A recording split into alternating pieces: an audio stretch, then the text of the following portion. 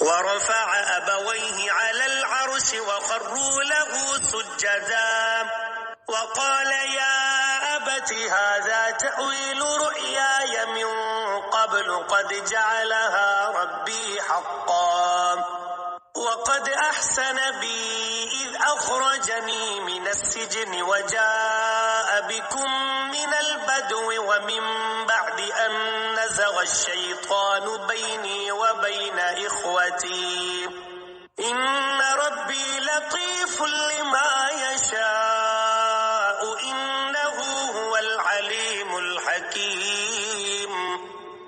شہر میں داخل ہونے کے بعد اس نے اپنے والدین کو اٹھا کر اپنے پاس تخت پر بٹھایا اور سب اس کے آگے بے اختیار سجدے میں جھک گئے۔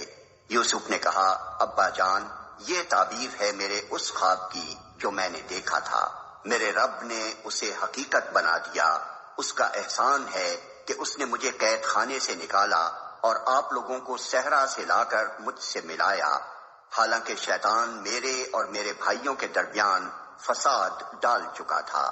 واقعہ یہ ہے کہ میرا رب غیر محسوس تدبیروں سے اپنی مشیت پوری کرتا ہے، بے شک وہ علیم اور حکیم ہے۔